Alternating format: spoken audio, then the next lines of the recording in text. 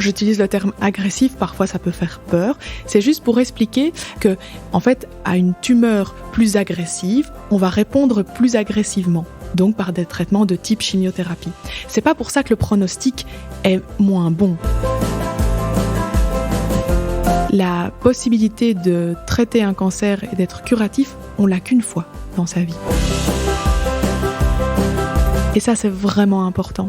C'est-à-dire que c'est une chance, en fait, quelque part, pouvoir être curatif. Après, il y a toujours des petites exceptions où, en fait, il y a une récidive locale sur le sein. Et donc, voilà, il y a eu un deuxième cancer qu'on a pu de nouveau opérer. Mais là, voilà, la définition du cancer, c'est que quand on le découvre à temps, dans un contexte local ou localement avancé, on peut avoir la chance d'être curatif. L'idée, c'est donc de diminuer au plus bas le risque de récidive. Et pourquoi est-ce qu'on veut le diminuer le plus bas possible ? Parce que comme on a dit, c'est maintenant qu'on peut guérir. Si ça revient, on est rarement dans un contexte curatif. C'était un podcast riche d'informations scientifiques, j'espère. Très très médical, mais facile à comprendre.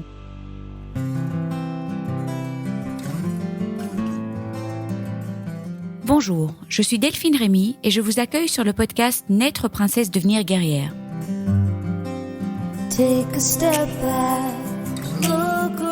Le podcast qui parle de coups durs, de rebonds et de la maladie autrement. Vous entendrez ici des personnes inspirantes, des médecins, des experts, des philosophes qui, j'espère, vous feront du bien. Vous entendrez aussi des hommes et des femmes, comme vous, comme moi, des super princesses et des héros du quotidien qui gèrent et qui galèrent, comme vous, comme moi. Ils s'écroulent parfois et ils se relèvent.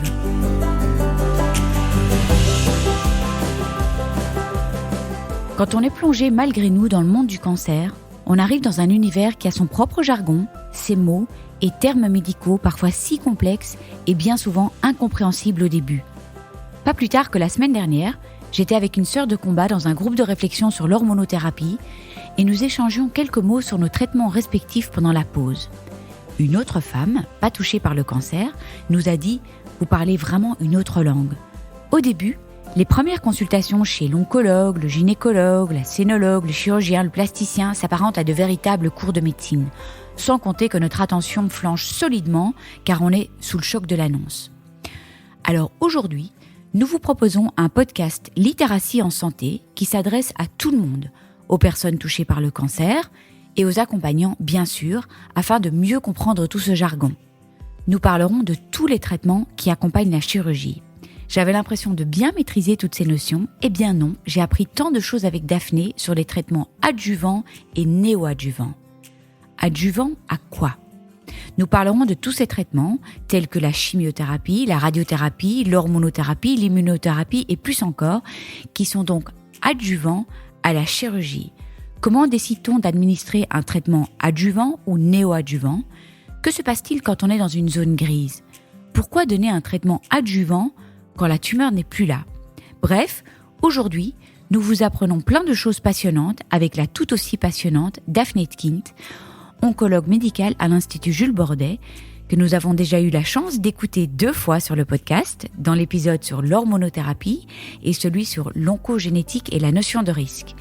Et la semaine prochaine, elle nous parlera du cancer du sein, du fait qu'il n'y a pas que un cancer du sein, mais des cancers du sein, et nous ferons un focus sur le triple négatif et l'immunothérapie. Il faut noter que nous sommes restés générales, il y a bien sûr des exceptions, donc si vous avez des doutes et des questions par rapport à vos traitements, par rapport à votre protocole, parlez-en à votre oncologue afin d'être rassurés. Je vous souhaite une bonne écoute.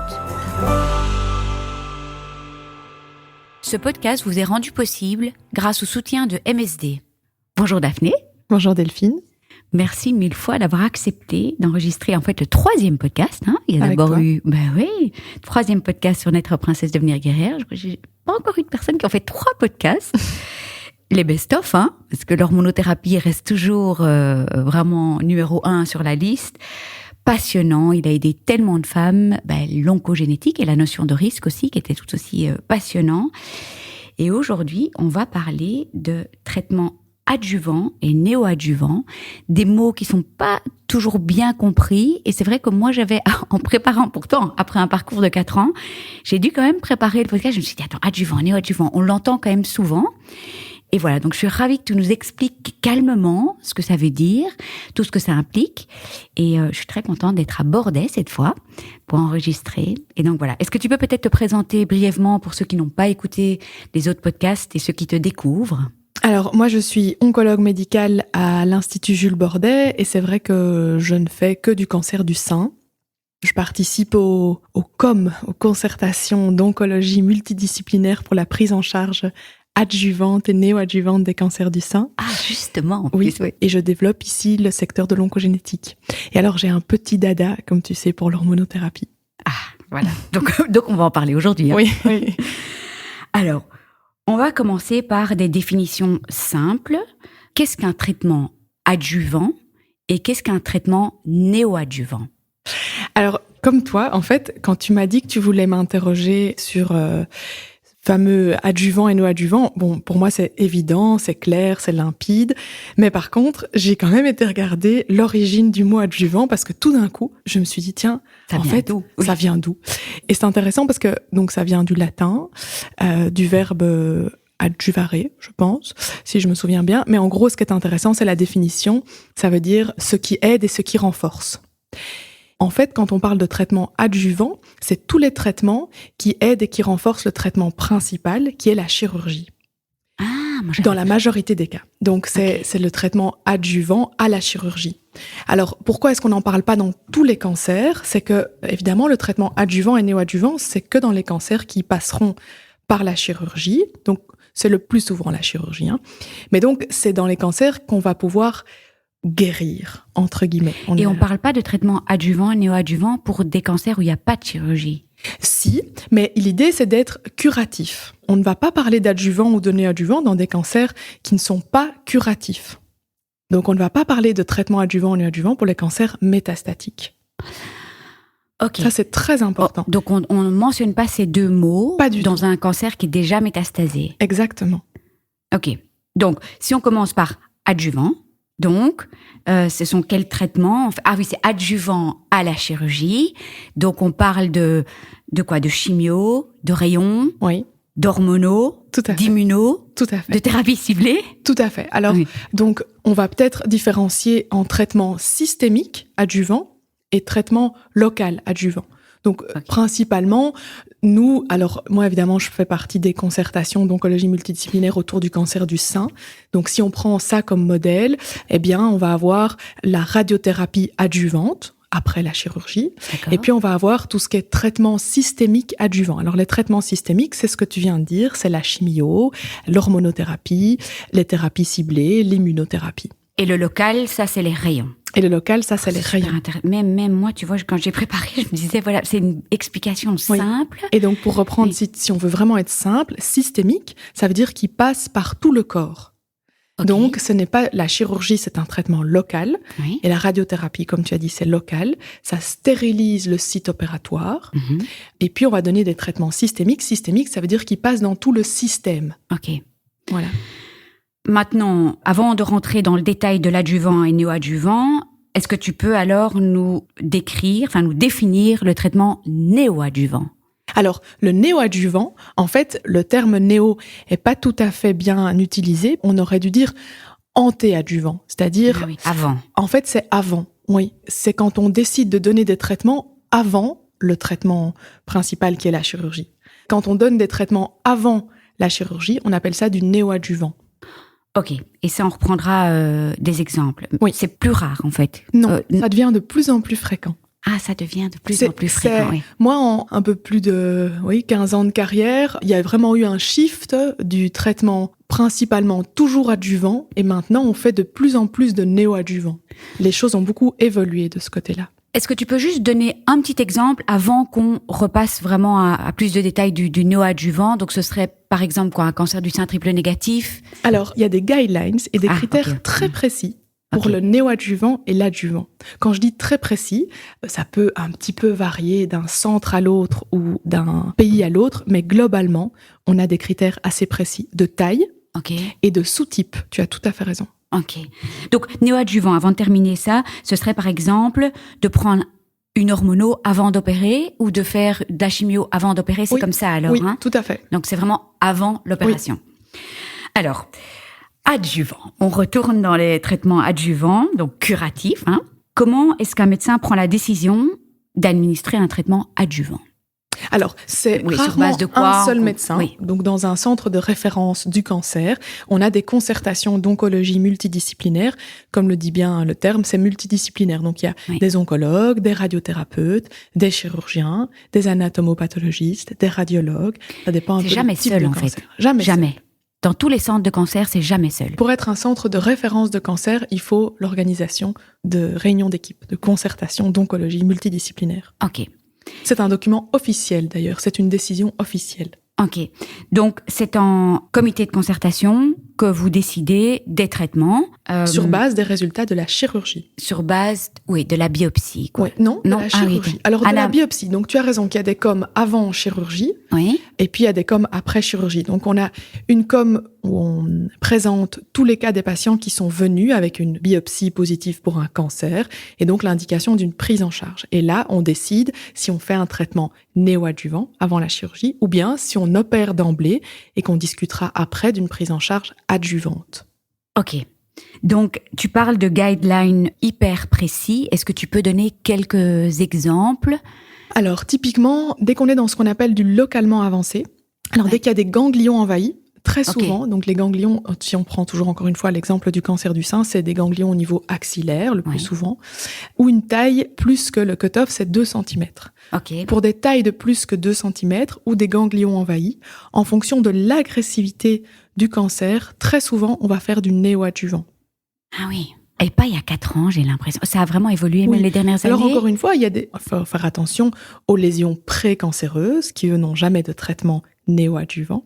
Tout ce qui est DCIS, les in situ. Donc c'est des femmes à qui on dit qu'on les prend en charge pour un cancer du sein, mais en fait, c'est du pré-cancer. Ce n'est pas un cancer du sein, c'est du pré-cancer. Donc là, il n'y a pas de thérapie néoadjuvante, jamais. Et c'est vrai que dans les sous-types plus agressifs, comme le triple négatif ou le nœud amplifié, il y a beaucoup plus souvent, les critères pour faire du néoadjuvant sont plus fréquents, oui. Donc en fait, au-delà de 2 cm, ganglion envahi, vous administrez quasi toujours du néoadjuvant. On essaye, oui. Alors, il y a plusieurs objectifs au néoadjuvant. Mais de toute façon, je vais te couper, je suis désolée, mais en fait, quand il y a plus de 2 cm et des ganglions envahis, il y a de toute façon de la chimio. Dans la majorité des cas, oui, sauf si le cancer est très peu agressif. Ah oui, ok. Voilà. Alors, ça, c'était une de mes questions aussi. Oui. Alors non, même des très grandes tumeurs ou avec des ganglions envahis, on va avoir besoin de critères en plus, mais ça peut-être qu'on en parlera après, comme des critères génomiques pour décider si oui ou non on fait de la chimio. Donc, dans le cadre d'un cancer agressif, ganglion envahi 2 cm, finalement, le néoadjuvant, c'est on attaque tout de suite la chimio, le plus vite possible, quoi. Alors, il faut faire attention au terme, j'utilise le terme agressif, parfois ça peut faire peur. C'est juste pour expliquer que, en fait, à une tumeur plus agressive, on va répondre plus agressivement, donc par des traitements de type chimiothérapie. C'est pas pour ça que le pronostic est moins bon. Il faut faire bien attention à ça. C'est super important que tu le dises. Donc, oui. Et donc, les tumeurs agressives, quand on utilise ce terme, c'est des tumeurs qui ont un indice de prolifération plus élevé. Donc, ce fameux KI67. Ce fameux KI67. Oui. Et là où c'est très important de comprendre, c'est que plus l'indice de prolifération est élevé, plus c'est des tumeurs qui répondent extrêmement bien à la chimiothérapie. Donc, tous ces termes utilisés, c'est juste pour pouvoir, pour nous, décider le meilleur traitement, le traitement le plus adéquat à des tumeurs qui ont un indice de prolifération très bas, même si elles sont étendues. Parfois, la chimiothérapie n'est juste pas efficace, puisque l'indice de prolifération est très bas, donc la cellule a un indice de prolifération faible, et donc la chimio est peu efficace parce qu'elle rentre moins dans le cycle cellulaire. Donc c'est vraiment... C'est super intéressant. Oui, et là, on aura l'occasion d'en reparler pendant le podcast sur le cancer du sein triple négatif, justement, mais c'est rassurant, en fait, tout ce que tu dis, parce que quand on entend agressif, ça peut faire peur, mais finalement... C'est des éléments. Pour nous, plus on a d'éléments, et on parlera des tests génomiques qui sont des éléments supplémentaires, plus on a d'éléments pour bien cerner face à quoi on est, mieux on va pouvoir utiliser les bonnes armes pour le combattre. Tous ces traitements dont on parle, pas oublier que c'est dans ce fameux contexte adjuvant ou néoadjuvant, donc c'est-à-dire curatif, avec un objectif d'être curatif. Et ça, pour une patiente, je crois que c'est essentiel à comprendre. Oui. Et donc, Voilà, prenons un exemple d'un cancer, parce que ça, j'ai quand même rarement entendu, un ganglion atteint, la tumeur a peut-être une certaine taille, mais on ne fait pas de chimio, par exemple. Alors, en fait... Ou quand on est dans une zone grise, parce que moi, par exemple, j'étais dans une zone grise. Et donc, j'ai eu ce fameux test génomique. Est-ce que tu peux nous expliquer? Parce que ça, c'est un élément en plus pour décider des traitements. Donc, nous, on a des critères cliniques qui sont clairs et qui nous permettent de mettre la tumeur de la patiente dans une catégorie. Oui. Donc, les critères cliniques, c'est très facile. C'est la taille, c'est l'envahissement ganglionnaire, c'est le fait d'être hormonosensible ou pas, parce que l'hormonothérapie reste un traitement génial qui fait que c'est une vraie sécurité pour le patient. Mais donc, si la tumeur n'est pas hormonosensible, on n'a pas accès à ce traitement-là. Et donc, on n'a plus que la chimiothérapie, par exemple. Ah oui, donc c'est la tumeur non hormonosensible. Oui. Et donc, cette fameuse hormonosensibilité, l'indice de prolifération, donc ce Ki67, qui est très fort corrélé au grade. Le grade 1, 2, 3, ça dépend de l'indice de prolifération. Si l'indice de prolifération est bas, on sera plutôt face à un grade 1. Si l'indice de prolifération est élevé, on sera plutôt face à un grade 3. Alors, attention, le grade n'est pas stade. Grade 3, ça peut être encore du local. Oui. Tu peux expliquer ce que c'est grade 1, grade 2, grade 3? Alors, il faut pas faire attention, il y a souvent une confusion entre grade et stade. Donc, le grade, c'est corrélé à l'indice de prolifération. Et donc, ça dépend de plusieurs petites images de la cellule tumorale. Et donc, ça va du très bien différencié, quand la cellule est encore très bien différenciée, à peu différenciée. Okay. Donc, ça va de grade 1 à grade 3. Et on sait qu'au moins elle est différenciée, au plus elle prolifère. Donc, c'est corrélé. On a rarement un Ki67 très élevé avec un grade 1. Ok. Non, c'est souvent le grade et le Ki67 sont corrélés. Mais donc, tu peux avoir un grade 3, mais d'un cancer qui est encore local, qui n'est pas passé au ganglion. Donc, c'est grade 3, stade 2, quoi. Alors, les stades, moi, j'en parlerai pas trop parce que le stade, ça dépend de la taille de la tumeur, T1, T2, T3, de l'envahissement ganglionnaire, N0, N1, N2. Oui. Donc, voilà, ça détermine le stade. Et donc, il y a la classification TNM, tumeur, nodes, ganglion, métastase. Et donc, dans tout ce qu'on parle, métastase, c'est 0. Puisque, a priori, on n'est pas face à une maladie métastatique. Ok. Et donc, prenons cette zone grise.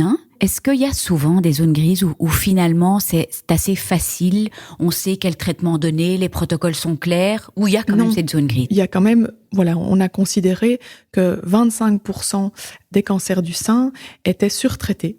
Entre autres, parce que quand on est dans une zone grise en termes d'éléments de critères cliniques, on va tendance à faire un peu plus qu'un peu moins. Tu sais, ce que j'ai pas dit dans les critères cliniques, c'est qu'il y a l'âge de la patiente. Nous, notre cut-off, c'est la ménopause. Préménopausée ou postménopausée. Toutes les études ont on fait des sous-populations entre les femmes préménopausées et postménopausées. Et quand t'es préménopausée, c'est un argument en plus pour faire, par exemple, des traitements plus agressifs, comme la chimio, que chez les postménopausés. Ce qui est assez facile à comprendre. C'est juste un argument en plus, donc ça fait partie des critères. Parce que les cellules se reproduisent plus vite et... Non, c'est aussi parce que l'espérance de vie est plus longue quand on fait un premier cancer plus jeune. Et donc, parfois, on doit être un petit peu plus agressif en termes de traitement. Ok. Et que les études ont montré l'efficacité, un bénéfice plus important de la chimio, souvent dans les groupes chez les patientes préménopausées. Et donc, tu dis qu'il y a 25% donc, des cancers qui sont surtraités. Est-ce qu'on est vraiment... Qui étaient surtraités. Donc, on est vraiment dans un mouvement de désescalade des traitements anticancéreux pour pas balancer des traitements terriblement toxiques si c'est pas nécessaire. Oui. Alors là, vous avez des outils. Exactement. Okay. Et donc, dans ces fameux, il y a eu 2 grosses études qui ont été mises au point pour valider des tests génomiques. Et les tests génomiques, c'est en fait, on a les critères cliniques et on a mis au point des critères génomiques. Alors, les critères génomiques sont basés sur une analyse génomique de la tumeur. Daphné, puisque tu es une spécialiste de l'oncogénétique, génétique et génomique, est-ce que tu peux expliquer la différence? Oui, il y a beaucoup de confusion. Donc, la génomique, c'est l'analyse de l'ADN tumoral pour déterminer souvent son agressivité. Ça nous donne un score en plus. Alors que l'analyse génétique, c'est sur ton ADN sanguin. Et donc, c'est ton ADN constitutionnel. C'est l'ADN qui est dans toutes tes cellules avec lequel tu nais et qui ne bouge pas jusqu'à ta mort. C'est ça qu'on va analyser en oncogénétique. Et donc, ces tests sont faits dans combien de pourcents des cas? 25% des cas quand même ou Pour être honnête, je ne connais pas le pourcentage de cas dans lequel on propose un test génomique. Je dirais oui, plus ou moins 25% des cas, mais l'idée, surtout, ce qui est important, c'est que face à toutes ces décisions parfois qui reposaient sur des critères cliniques où on arrivait à une zone grise, donc c'est-à-dire on avait un petit peu de critères en faveur de chimio et des critères en défaveur de la chimiothérapie. Et donc, je disais, voilà, quand on était dans une zone grise, souvent, on disait, dans le doute, faisons la chimio. Oui. Ici, on dit dans le doute, faisons un test génomique. Et le test génomique va nous donner un grade, high risk ou low risk. Alors, encore une fois, ça peut faire très peur. Je suis high risk ou je suis low risk. Non, ça détermine juste l'idée qu'il y a un vrai avantage de faire la chimiothérapie chez les high risk. Mais donc, et qu'il n'y a pas de réel avantage à faire la chimio chez les low risk. Donc, high risk, ça veut dire que les cellules répondent très très bien à la chimio ? Oui. Mais c'est quand même une avancée de dingue parce que moi, je me souviens, il y a 4 ans, finalement, il arrivait seulement sur le marché belge, c'était remboursé. Donc, il y a 6-7 ans, on n'avait même pas tout ça, quoi. Donc, nous, on abordait dans les hôpitaux universitaires, on a eu accès à ce test génomique afin de le valider depuis quand même quelques années. Et puis, l'étude a prouvé son efficacité, c'est-à-dire l'étude a prouvé qu'en suivant les résultats du test génomique, on améliorait la survie sans progression et la survie. Donc, en fait, on a su surtout prouver que suivre le résultat génomique était pertinent. Oui. Parce qu'on aurait pu mettre en évidence l'inverse, que suivre le résultat génomique ne suivait pas du tout ce qu'on aurait pu décider. Donc, on a vraiment pu démontrer que l'apport du test génomique sur la décision thérapeutique a un réel impact et a permis à plusieurs femmes de ne pas avoir de la chimiothérapie. Et encore aujourd'hui. On est vraiment dans cette vague de désescalade des traitements anticancéreux parce que ça crée quand même beaucoup de dégâts aussi, cette chimio. De toxicité, quoi, dégâts, oui, mais c'est toxicité, quoi. Donc, l'idée, c'est vraiment d'éviter aux femmes de recevoir des traitements inutiles. On est vraiment dans du tailor treatment. Oui, donc, des traitements sur mesure. Et donc, si on n'a pas besoin de chimiothérapie pour guérir, ça ne sert à rien d'en donner. Ça reste quand même toujours des pourcentages. Moi, je prends juste l'exemple parce que je me souviens de la discussion avec l'oncologue où c'est par exemple, on arrivait à un chiffre de 12% ou de 14%. Qu'est-ce qui est beaucoup, qu'est-ce qui est pas beaucoup? Après, il y a une décision aussi personnelle, non? C'est pas... Tu as raison.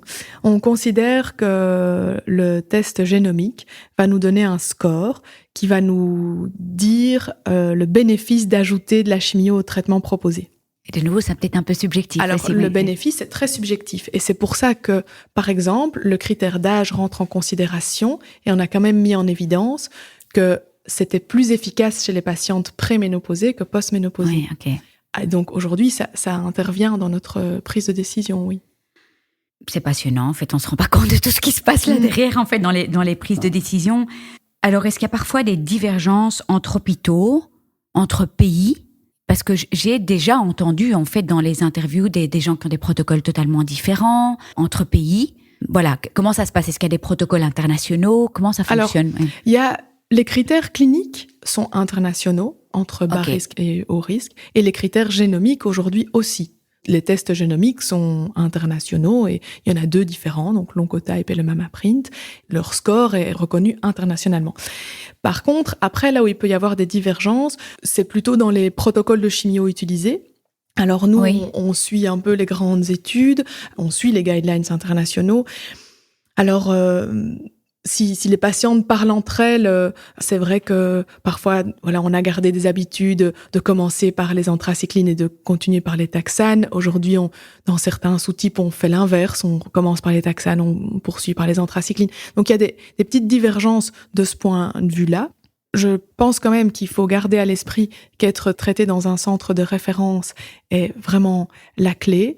Et maintenant, il y a des nouveaux guidelines référents aussi. en Belgique pour les centres de référence. En Belgique et en France aussi, non? En France aussi. Donc ça, c'est quand même la clé. Voilà. Alors maintenant, un autre propos, mais est-ce que tu peux nous parler de la voix du patient dans cette décision de traitement adjuvant? Et aussi dans la prise de décision partagée, parce que est-ce qu'il y a parfois des patients, même si c'est curatif et vous expliquez que c'est indispensable et tout ça, qui refusent ces chimios, qui ne voient pas l'intérêt, par exemple, si la patiente dit mais vous m'avez enlevé, enfin je l'ai entendu, vous m'avez enlevé ma tumeur, je vois pas pourquoi j'ai besoin de chimio. Comment ça se passe? Est-ce que ça arrive souvent ou pas?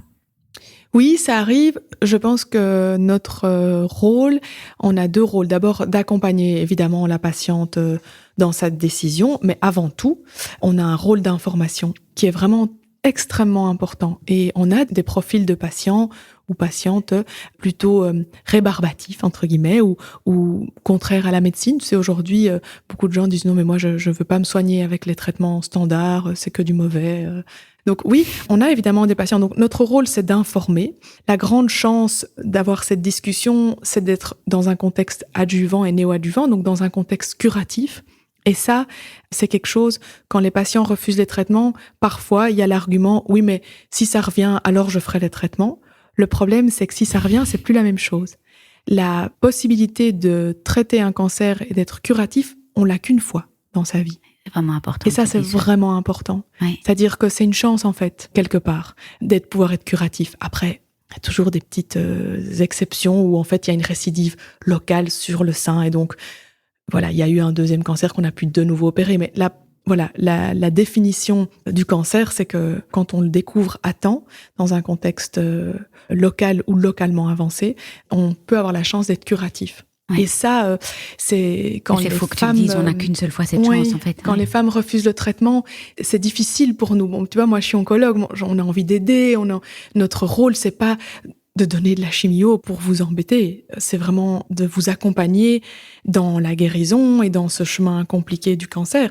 Bon, après, on va pas trop parler ici des termes guérison, rémission, ça c'est un autre sujet, mais donc l'accompagner vraiment dans l'idée de passer au-delà de la maladie, de la dépasser, Et donc, c'est sûr que le refus du traitement est compliqué. Alors, on a parlé un petit peu de decision share making, donc l'idée de mettre le patient au centre de son traitement. Le logo de Bordet fait référence à ça, c'est-à-dire qu'il y a une petite boule rose au milieu de petites boules jaunes. Et donc, l'idée, c'est vraiment quand la personne qui a fait ce logo a vraiment mis le patient au centre. Donc, la petite boule rose, c'est le patient. Donc, c'est important. Alors après, on a un rôle d'informer et la science, c'est nous qui la connaissons. Alors, c'est terrible à dire, mais voilà, aujourd'hui, il y a des guidelines claires, j'utilise souvent ce terme, mais donc il y a, de manière internationale, on a reconnu, ou de manière prouvée scientifiquement, on a reconnu que tel traitement fonctionne. Et on peut être curatif aujourd'hui. Donc, ne pas saisir cette opportunité, bien sûr que c'est acceptable et bien sûr qu'on va l'entendre, mais il faut être bien informé pour la refuser, cette opportunité. Bien informé des risques qu'on prend. Et parfois, les patientes me disent « Oui, mais moi, je vais faire autre chose. » Ok, mais est-ce que cette autre chose a été vraiment prouvée? Est-ce que... Voilà, je pense qu'il y a aujourd'hui un besoin d'information. Quand on prend cette décision de ne pas se traiter de manière peut-être plus classique, on va dire allopathique, c'est une vraie décision et elle doit être éclairée. Oui. Et ça, c'est notre rôle. C'est le rôle de l'oncologue. Si tu viens voir un oncologue, c'est pour savoir qu'est-ce qu'il pense et qu'est-ce que l'oncologie dit. Non, oui. Voilà. Et après, voilà, les patientes vont voir d'autres thérapeutes et chacun avec ses références va guider le choix. Mais dans un contexte, encore une fois, de curatif, c'est compliqué de laisser vraiment le choix aux patientes. Moi, j'ai du mal. J'ai du mal de lui laisser le choix. Mais j'ai envie d'entendre ça parce que c'est vraiment ta mission, enfin, c'est ta vocation. C'est comme une mission. Quoi. Oui.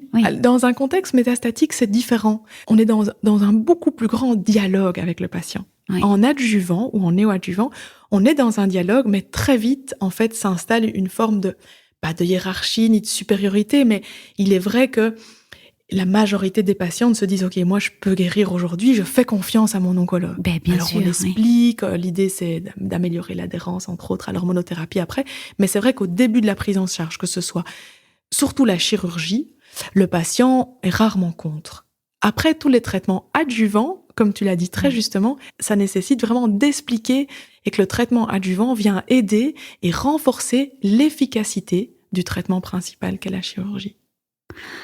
Oui, et j'imagine que... Alors, j'ai lu dans une étude, finalement, qu'il y avait peu de patients qui refusaient la chirurgie, peu de patients qui refusaient la chimio si c'était réellement curatif, rayon idem.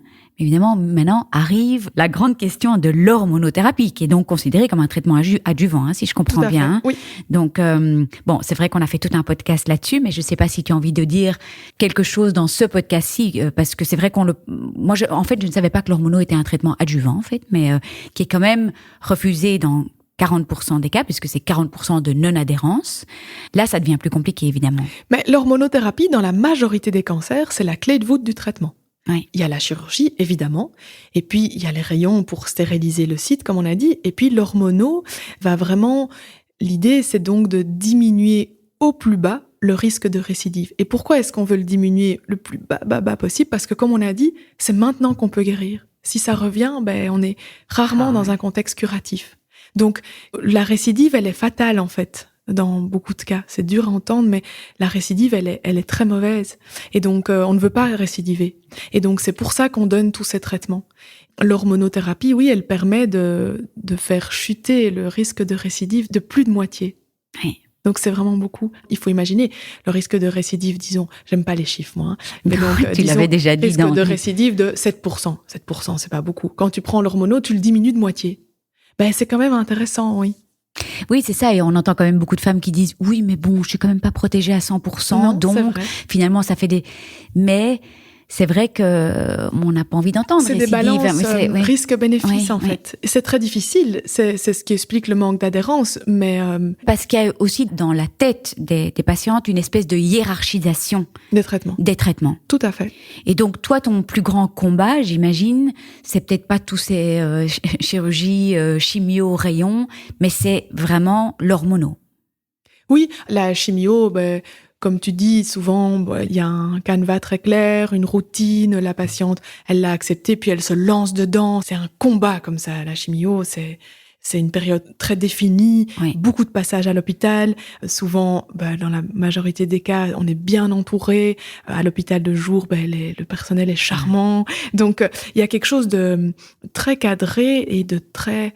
enveloppant. Oui, enveloppant, comme une petite ouate comme ça. Oui. Et c'est justifié parce qu'on passe quelque chose de difficile et puis après l'hormono, on est mis dans la nature comme ça, on doit prendre un cachet toute seule tous les matins dans sa salle de bain. On sait pas très bien pourquoi on le prend en fait finalement, comme tu dis, on a déjà tout fait.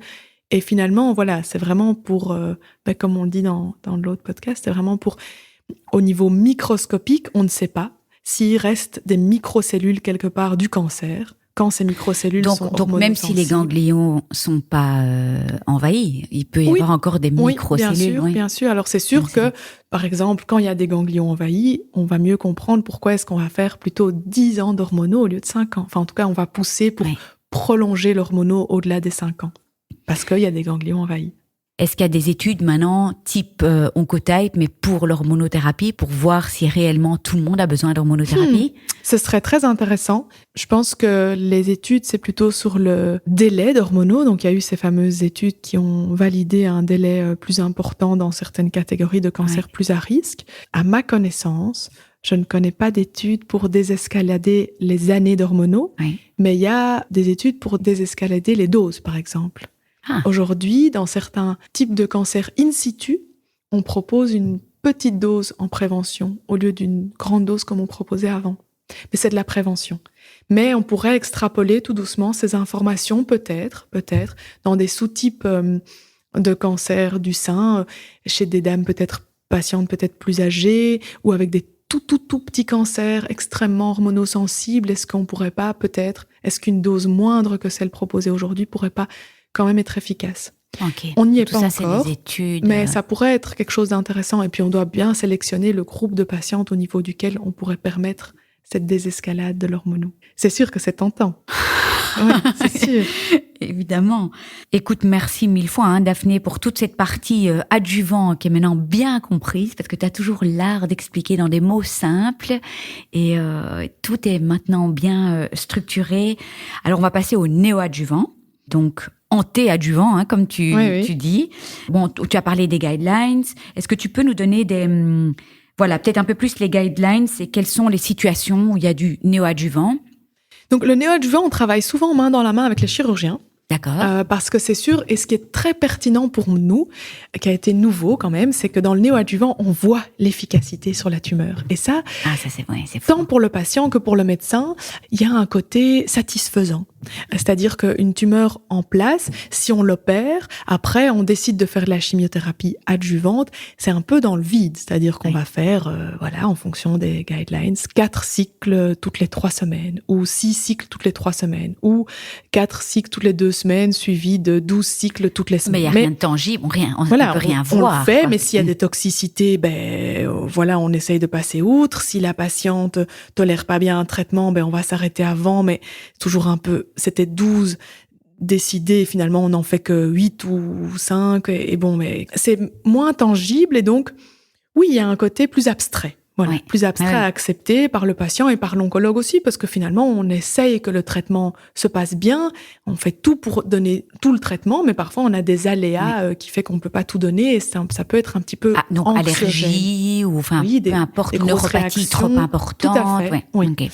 Dans le néoadjuvant, on a un petit peu plus de prise, c'est-à-dire que la tumeur est en place, et donc on va pouvoir cliniquement la surveiller, et on va pouvoir la surveiller radiologiquement aussi. C'est-à-dire que on va souvent, au milieu des traitements, on va refaire une résonance magnétique pour confirmer radiologiquement que la tumeur diminue bien. Ça, c'est extrêmement rassurant pour le patient de savoir que sa tumeur qui faisait 45 mm ne fait plus que 18 mm après X séances de chimio. Ça, c'est quand même génial. C'est très gratifiant. Ça gratifie l'effort, tu vois. Oui, tout à fait. Et alors, ce qui est très intéressant aussi, c'est les résultats à la chirurgie.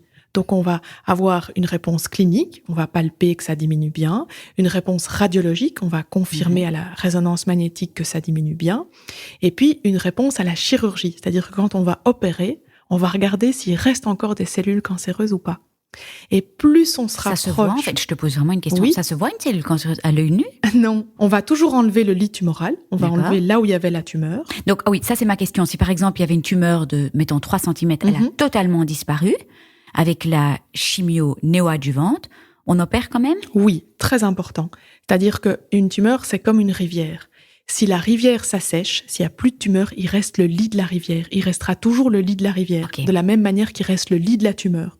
Donc même si on dit il n'y a plus de traces de tumeur, par exemple à la résonance on dit réponse complète, il n'y a plus de tumeur, on va quand même enlever le lit tumoral. On va toujours opérer. Qui a été marqué avant. Qui a été marqué avant, exactement.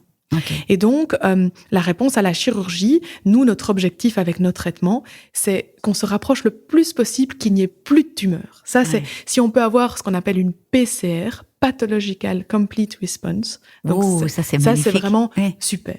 Donc, il y a des sous-types de cancer. Au plus c'est agressif, au mieux ça répond à la chimio, et au plus grand on a de résultats de PCR. Et donc, c'est vrai qu'aujourd'hui, on considère que la réponse pathologique à la chirurgie, donc à la chimio au moment de la chirurgie, est un bon pronostic, oui. Ce n'est pas uniquement pronostic, mais ça apporte quand même des informations.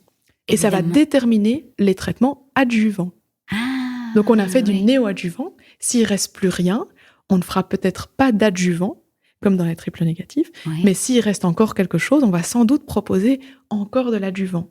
Et donc par exemple, encore quelques sessions de chimio dans le cas de triple négatif. Ok.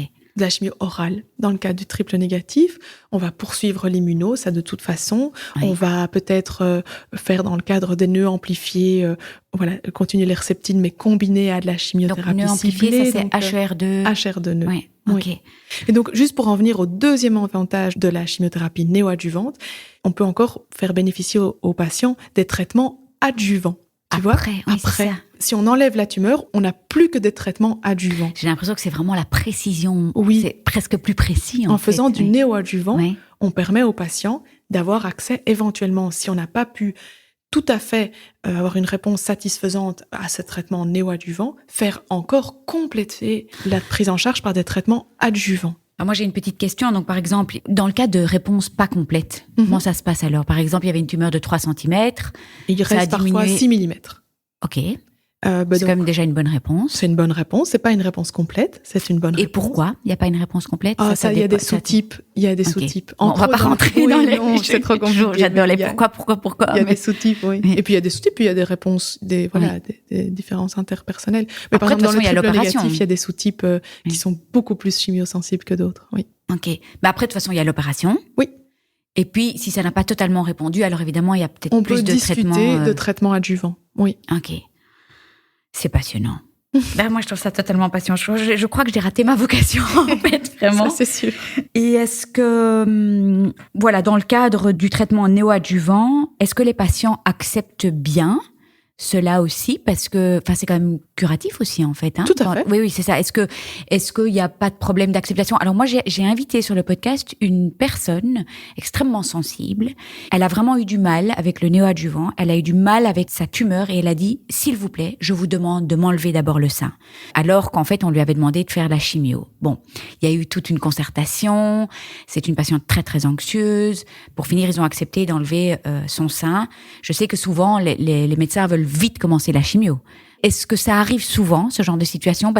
Ou des patientes qui disent, oui, mais attendez, mais vous avez pas envie de m'enlever mon sein parce qu'on a envie, honnêtement, d'enlever la tumeur le plus vite possible. On a parlé de l'impact à différents niveaux des traitements néoadjuvants. On n'a pas abordé l'impact au niveau de la facilité de la chirurgie. Pour les grandes tumeurs, c'est un argument parfois chirurgical de faire diminuer la taille de la tumeur pour pouvoir mieux opérer. Faire une opération plus simple, plus esthétique, éviter d'enlever tout le sein et justement de pouvoir enlever qu'un grand cadran. Donc, parfois, le traitement néoadjuvant a un impact chirurgical aussi. Donc, on a bien sûr des patientes comme tu décris. Alors, la patiente reste, comme on a dit, au centre de la décision finale. Maintenant, si elle est bien informée de tous les avantages de faire des traitements avant, voilà, le plus souvent, elle va quand même accepter, même si, dans beaucoup de cas, c'est surprenant. La patiente dit, ah bon, on va laisser ma tumeur, on va d'abord me faire des traitements. Oui, c'est sûr que ça peut arriver. Et puis, ça peut arriver que malgré les explications données, la patiente dit, non, je ne veux pas. Et donc, on peut encore tout à fait faire une chirurgie, si c'est possible. Mais si, par exemple, vous voulez commencer le plus vite possible la chimio pour éviter, si jamais il y a la chirurgie qui se tourne mal, qu'il y a une infection, on doit retarder tout ça. Donc, j'imagine que la patiente comprend vite l'importance de... Oui, tout à fait. Bon, je pense qu'on a couvert un petit peu tout ce qui est adjuvant, néoadjuvant. C'était un podcast riche d'informations scientifiques, j'espère. Très, très médical, mais facile à comprendre. Donc voilà, écoute, merci 1000 fois, Daphné. Est-ce que tu veux ajouter un petit quelque chose par rapport à tout ça? Oui, confirmer que ces discussions sont vraiment importantes et c'est une chance pour celles qui sont malheureusement confrontées au diagnostic de cancer de pouvoir avoir l'opportunité de bénéficier de ce terme adjuvant et néoadjuvant. Quelque part, c'est une bonne chose. Voilà, oui, c'est une bonne chose. Et donc, c'est vrai et comprendre, ça permet de rester au centre du traitement, même si au final, vous avez l'impression que c'est l'équipe d'oncologie qui décide tout pour vous. Voilà, ça reste quand même intéressant de bien comprendre pour pouvoir mieux accepter. Bien sûr, et puis l'équipe médicale qui a tellement envie de nous soigner, le mieux. Oui, le mieux finalement, je crois que c'est l'objectif des gens qui travaillent dans ce milieu-là. Oui. Bien sûr. Merci Daphné. De rien. Je vous remercie de tout cœur de nous avoir écoutés. N'oubliez pas de vous abonner si vous désirez recevoir les notifications des prochains épisodes. Et puis si vous avez apprécié cet épisode, ça me ferait vraiment très plaisir que vous me laissiez une bonne note, 5 étoiles, comme à l'école, et peut-être même un commentaire ou un partage sur les réseaux sociaux, parce que c'est grâce à vos commentaires, à vos étoiles, vos partages, que le podcast pourra aider plus de monde encore, et c'est tout ce que je souhaite. Donner ou redonner espoir, ce serait les coups tous ensemble, partager nos joies, nos peines, et célébrer toutes nos petites victoires. Si vous aussi vous désirez partager votre histoire, n'hésitez pas à m'envoyer une petite vidéo témoignage de 5 à 10 minutes avec les thématiques que vous souhaitez aborder. Tout est expliqué sur le site internet cancerjegère.blog. Je vous embrasse tous très fort. Prenez bien soin de vous et je me réjouis de vous retrouver la semaine prochaine.